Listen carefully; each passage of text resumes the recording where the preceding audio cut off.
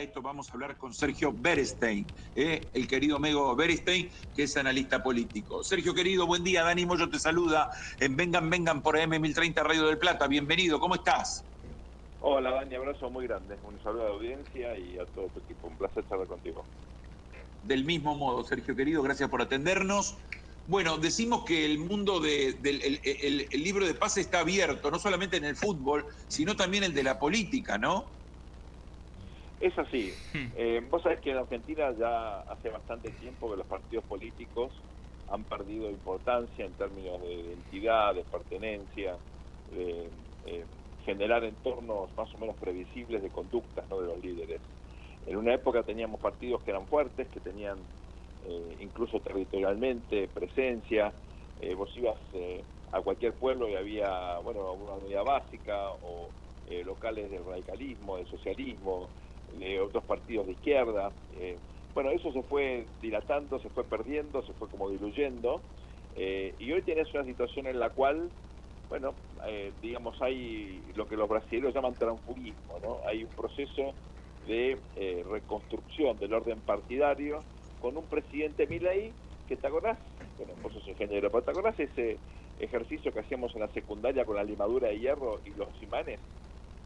Cuando Sí. tenías un imán, bueno, estaban los dos polos, ¿no? Y la limadura de hierro se iba a un lado o al otro.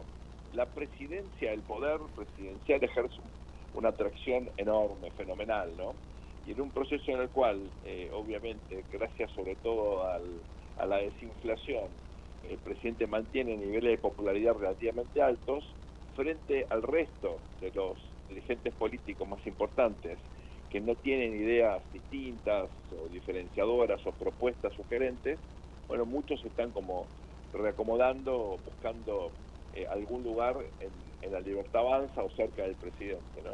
Lo vemos, por ejemplo, con el caso de Luis Juez, que pasa de ser, fíjate, ¿no?, el titular del bloque del PRO en el Senado, que es un cargo muy importante, ¿no?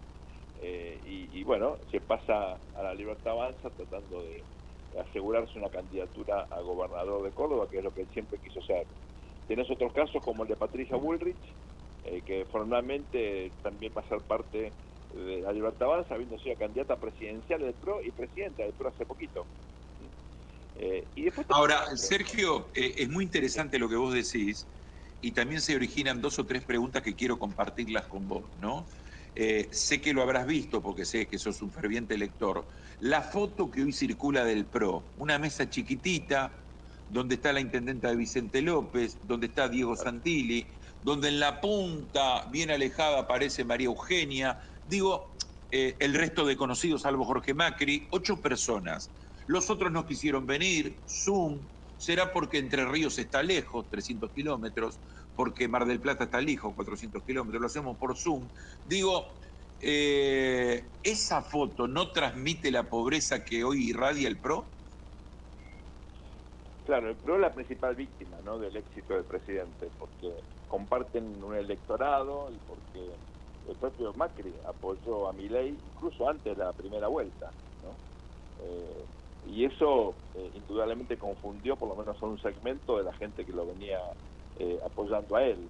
El PRO perdió no solamente a su figura más popular, que es Patricia Bullrich, sino al otro candidato presidencial, Horacio Rodríguez Larreta, que sigue siendo formalmente parte del PRO, pero fíjate que no figura en las fotos y tiene un discurso muy diferente al de Macri. De hecho se peleó muy fuerte con Macri justamente en el proceso electoral de 2023. Claro. Así que hoy es un partido casi, te diría, familiar, ¿no?, de los primos. Ahí está. Y además, porque se lo dije a él, lo puedo compartir con vos, esta dicotomía que tiene Macri, que no sabe si quiere ir a la FIFA, si quiere ser presidente de Boca, si quiere ser presidente, si quiere ser senador, ¿no le jugó en contra? Sí, a ver, lo digo con respeto, ¿no? Macri, desde que Sí. dejó la presidencia, es un político part-time, ¿no? Tiene muchas ocupaciones, uno entiende, es una persona muy vinculada, que tiene redes en todo el mundo, además es un jugador excelente de un juego que lo obliga también a estar presente en entornos internacionales como el bridge, y todo esto, digamos, le quita tiempo como para ejercer un liderazgo, como se ejerce un liderazgo hoy día, ¿no? Vos no tenés que estar todo el tiempo, digamos, atendiendo la oficina como estaba por ahí Alfonsín, que recibía todo el día a punteros, pero tenés que tener una presencia mediática, tenés que tener capacidad discursiva, tenés que involucrarte, y eso indudablemente es un trabajo full time, ¿no? Eso lo limita un poco Macri, y yo creo que aparte él es una persona que se siente cómoda gestionando. Como buen ingeniero él quiere hacer, y yo creo que una cosa es estar en la oposición, encima sin un papel que te dé de alguna forma presencia, como fue en su época como jefe de gobierno de una ciudad, donde él podía en la práctica diferenciarse sobre todo del kirchnerismo. Bueno, ahora él le falta, digamos, esa capacidad de insertarse en un rol institucional donde pueda de alguna manera mostrar sus virtudes, ¿no?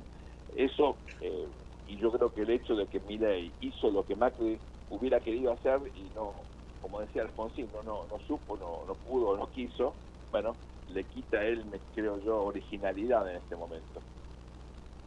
Estamos charlando con Sergio Berestein aquí en Radio del Plata, en Vengan, Vengan. Se incorpora a la charla Alejandro Di Biasi. Sergio, ¿cómo estás? Alejandro? En este análisis que haces, ¿ves que las próximas elecciones son recontrapolarizadas? O sea, va a estar por un lado el peronismo / kirchnerismo y del otro lado Milei. No, veo fragmentación opositora, porque creo que el peronismo tampoco va a estar todo junto, va a haber expresiones del peronismo, como viene ocurriendo hace tiempo, sí. Que no van a estar con Cristina. Cristina, en ese contexto, la verdad que todavía genera un efecto rechazo, que yo creo es entendible, ¿no?, por todo lo ocurrido en los últimos años, pero bueno, ella todavía no pudo convertirse en jefa del PJ, en el sentido de poder generar una especie de, borrón y cuenta nueva. Sí, no hubo operativo clamor, digamos. No, es que justamente ella lo que necesita como presidenta del PJ es que el PJ crezca, ¿no?, que claro. ya le vaya bien. Claro. Son dos cosas diferentes. Y bueno, por ahora ella sigue siendo Cristina y en todo caso está ella como protagonista. Yo creo que ahí hubo un error, ¿no? Lo digo con respeto, me parece que el PJ necesitaba otra figura, necesitaba un gobernador que no tuviese vocación de poder presidencial, que tuviese en todo caso la convicción de querer construir un partido, que son cosas distintas, ¿no? Y el peronismo, bueno, reconozcámoslo, es una fuerza política electoral muy poderosa, no por el partido es un instrumento electoral, nunca tuvo una tradición partidaria fuerte como si tuvo, por ejemplo, el radicalismo, ¿no? Y eso a Cristina la limita mucho. Así que yo creo que ahí no fue muy feliz la decisión de quedarse con el aparato partidario, pero bueno, ya está hecho, y eso yo creo que fue en contra de las posibilidades de Cristina de poder construir un frente más. Entonces lo que ves es una oposición más fragmentada y un, digamos, Milei más fortalecido, porque casi toda la derecha va a ir atrás de Milei. Ahí lo ves más ganador, digamos. Bueno, veremos qué capacidad tiene el PRO si no hay un acuerdo electoral de morderle, ¿no? Votos por, digamos, del centro de la derecha. Y hay incluso un votante radical, que a nivel nacional acompaña al presidente, y eso limita mucho la capacidad del propio partido de ser oposición. Eso pasa en Corrientes, pasa en Entre Ríos, en Mendoza, donde hay gobernadores radicales, hay una fuerte corriente a favor del presidente, y eso creo que lo siente sobre todo Martín Lustó, que desde la capital federal tal vez no tiene un electorado parecido, pero bueno, él es el presidente del partido y lo complica. Yo veo fragmentación opositora, veo incluso, veremos la izquierda qué presencia tiene, ahora que sin el financiamiento de los planes sociales obviamente está bastante más acotada, y sobre todo vamos a ver las fuerzas más bien del centro qué rol tiene, ¿no? Ahí hay una incógnita enorme, lo que fue en su momento la expresión por ejemplo, ¿no?, el labanismo, lo que de alguna forma quiere liderar Pichetto. Bueno, ahí hay todo un enigma de si pueden o no mantener una identidad y presencia en el Parlamento. Y ojo que hay líderes de centros liberales que tampoco se sienten cómodos con el presidente, en el caso, por ejemplo, ¿no?, de Ricardo López Murphy u otros que son, de hecho, bastante críticos del gobierno, ¿no? La última pregunta de Sergio De Caro. Berenstein, quiero llevarte a la parte social, las consecuencias de las políticas que tiene el gobierno, desde la oposición, los sectores progresistas, socialistas, peronistas, dicen hay una sociedad anestesiada, con falta de solidaridad hacia los que menos tienen. ¿La sociedad está anestesiada o acompaña las decisiones del gobierno? Muy buena pregunta. Yo creo que primero no podemos generalizar, ¿no? Porque hay sectores que están mejor, otros que están peor. En principio, la desinflación, es decir, el hecho de que la tasa de inflación que navegaba a niveles exorbitantes esté ahora en torno del 25-30% anual, genera una especie de bálsamo, de tranquilidad, ¿no? Y me parece que los sectores justamente más vulnerables, los sectores de ingresos fijos, jubilados, son los que curiosamente más se benefician con eso.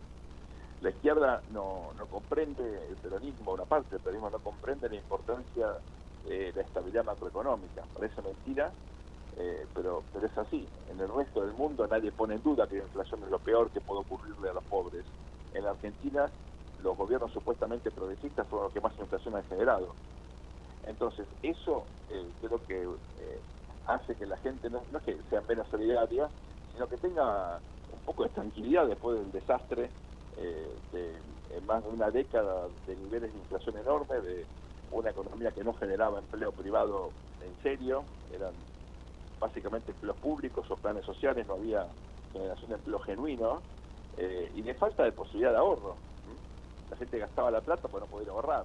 Bueno, todo eso está generando ahora una ola, no diría mayoritaria, pero hay casi un 50% de la población, un poquitito menos, que apoya lo que el presidente está haciendo, aunque no esté de acuerdo con él en otros aspectos. Y aquí aparece una duda, a partir sobre todo del discurso de Davos, que bueno, veremos este fin de semana en qué se traduce, porque hay mucha gente ofendida, irritada, preocupada por el componente reaccionario del discurso del presidente, en contra del feminismo o de cuestiones muy importantes de minorías de género, orientación sexual, en general toda su discurso antiprogresista, que bueno, en muchos casos ha caído en exageraciones o en errores conceptuales, y creo que eso ha alertado mucho a distintos segmentos de la población que tal vez, incluso en muchos casos, no están en contra del gobierno en materia económica, pero no quieren que el presidente le diga lo que tienen que vivir, al contrario, supuestamente es un liberal. El otro día, hace poco, ayer un concierto de Madonna, donde ella apareció cantando No llores por mi Argentina, apoyando el movimiento LGTB. Entonces, ahí puede haber, curiosamente, para la oposición, una manera de articular una narrativa, digamos, de diferenciación con el gobierno, donde los temas económicos pasan a un segundo plano. Eso le puede dar oportunidad para empezar a hilvanar un discurso distinto, que le pega al oficialismo del lado que más le duele, y mostrar su componente autoritario, o por lo menos no liberal, ¿no?